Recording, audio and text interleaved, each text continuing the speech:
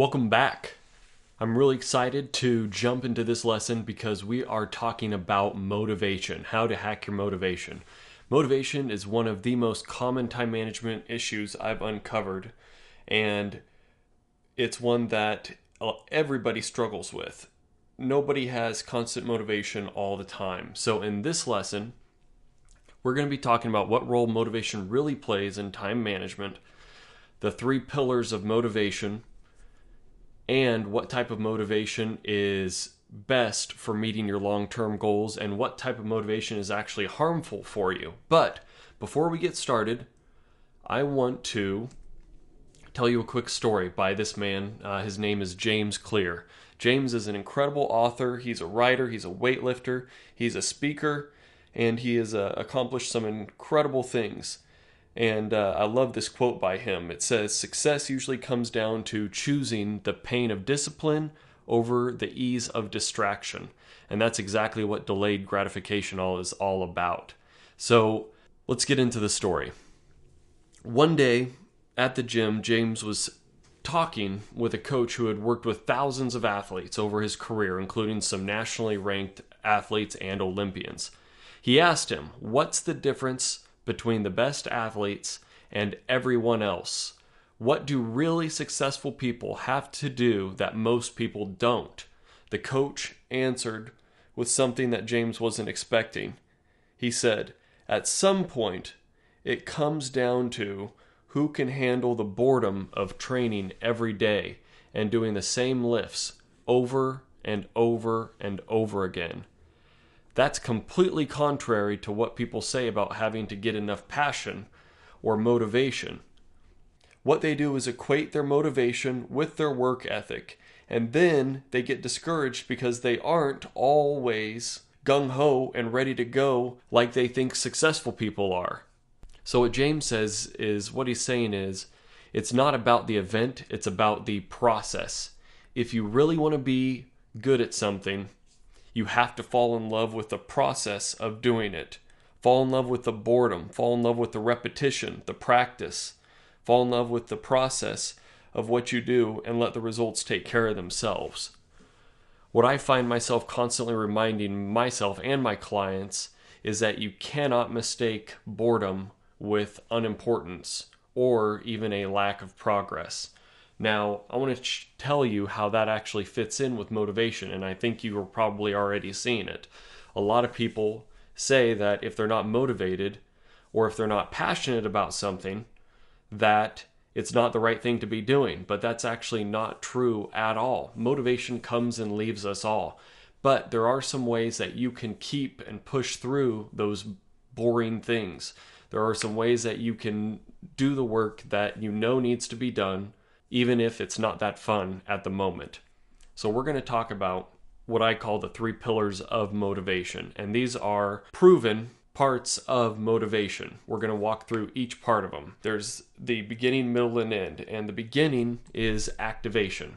So oftentimes, the motivation that you need is just to start. And then you'll find you gather momentum, and that will really help you finish. Stephen Pressfield, the author, said in his book, The War of Art, "It's not the writing part that's hard, it's the sitting down to write." He says, we don't tell ourselves, "I'm never going to write my symphony." Instead, we say, "I'm going to write my symphony. I'm just going to start tomorrow." Now, I know I can definitely relate to that, and I'm sure you can too. So, here's what we can do. For each point, I'm going to give you a couple tips and strategies for hitting your goal with each of these 3 pillars of motivation and conquering them. So the first one is know your why. What's the reason you're doing what you're doing? When things get boring, when you start doubting yourself, what is going to keep you pushing forward? You've got to know that if you're going to push through those tasks. So what I want you to do is write it down and continually remind yourself of it, especially when you have trouble getting started on the work. Don't just read the words. Think about what they mean to you and why you wrote them in the first place. So what is your why? Maybe it's a huge list of reasons on why you're trying to achieve that goal and what's going to happen if you don't achieve it.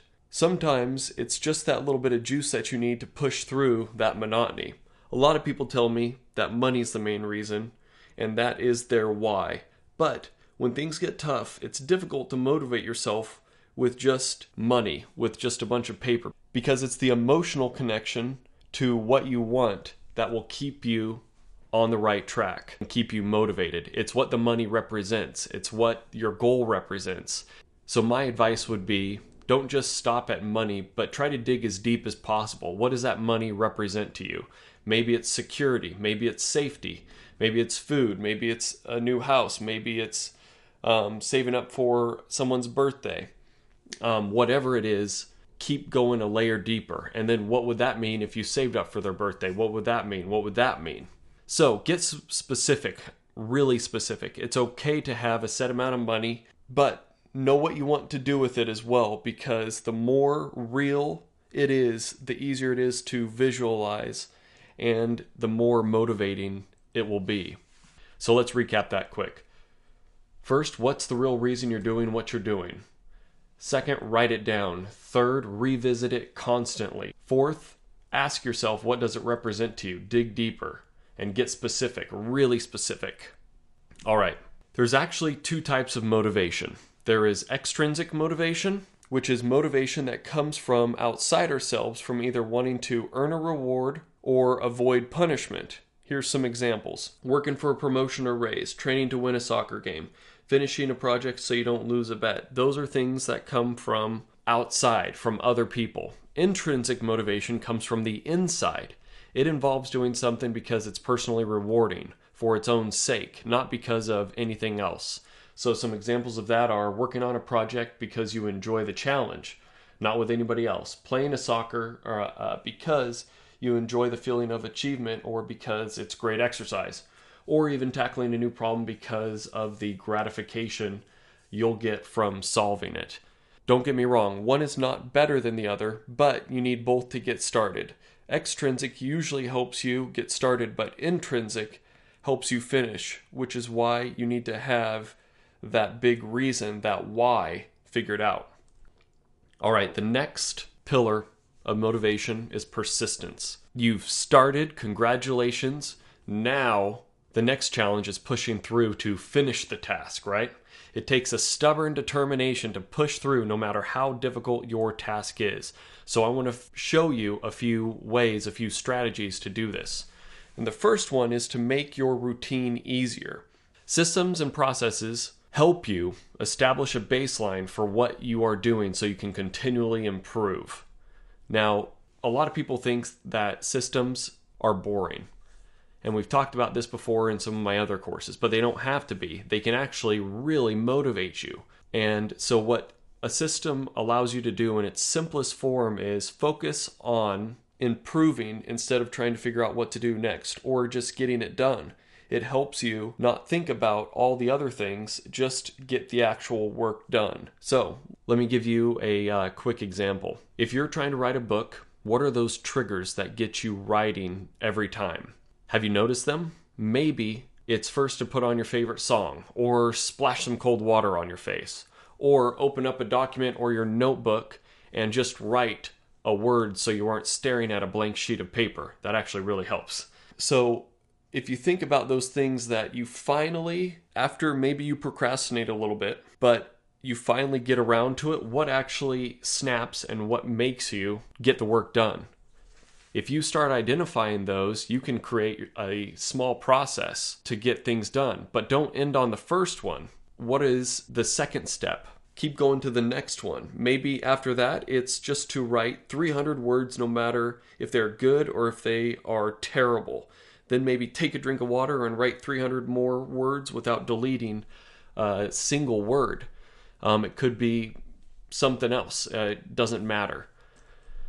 But the point is getting that first step, second step, third step, and having a way that you can just almost like a checklist where you're just checking it off. So if you're trying to get motivated to start on a large project, maybe your process is to outline those first 3 steps and just do the very first one, because you know that that first one is going to lead you to do the second, which leads you to the third and the fourth. So most of us have become serial starters. I know I had. We're excellent at the activation part at the very beginning of a project, getting it started, But as soon as we hit an obstacle, it's on to something else.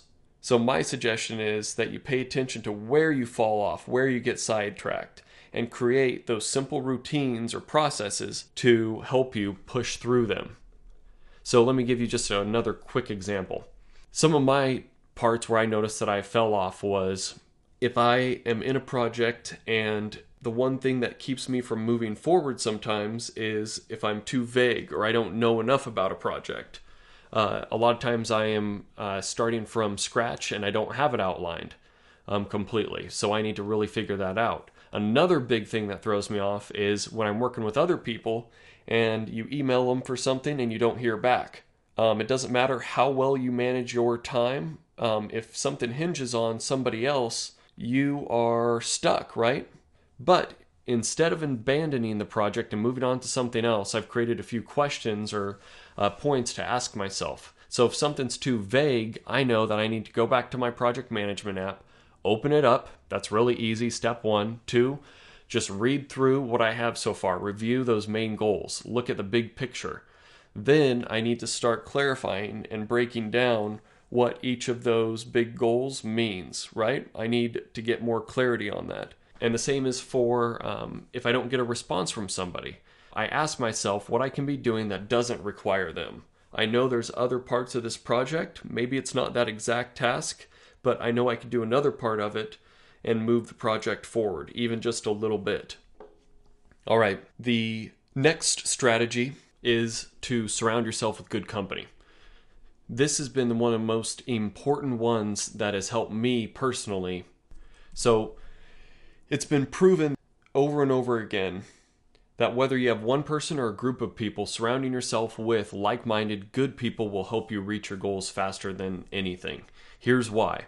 The people that you associate yourself with most often are the people that you will become. Well, this is true for this as well. So find the types of people that you want to become that are like-minded, that share the same values and goals, and do whatever you can to hang out with them, be around them. In one of my courses with New York Times bestselling author Dan Miller, I talk about mastermind groups, which are a great example of this type of group. One of my mastermind groups helped me double my income by forcing me and encouraging me. It wasn't forcing, it was a good thing, but encouraging me to make goals and keep myself accountable. We met each week, which kept up our persistence. We were accountable to talk about what we had started, which helped me with the activation part, and we encouraged each other, which is what I'll talk about in the next section with intensity. We also helped each other clear those roadblocks, which is another thing that helped with the persistence. Now, this was a group of guys who were just friends, but they happened to have similar mindsets, and that's it. Now I can hear you saying, but Joel, what if I don't have any friends like this? What if all my friends are lazier than I am? What if they're unmotivated? If you are watching this course, I'm guessing that you have an internet connection, right? Which means you actually have access to thousands of incredible groups to help you stay motivated. Now you can join one of those or you can start your own. So let me give you a few examples to help you get started.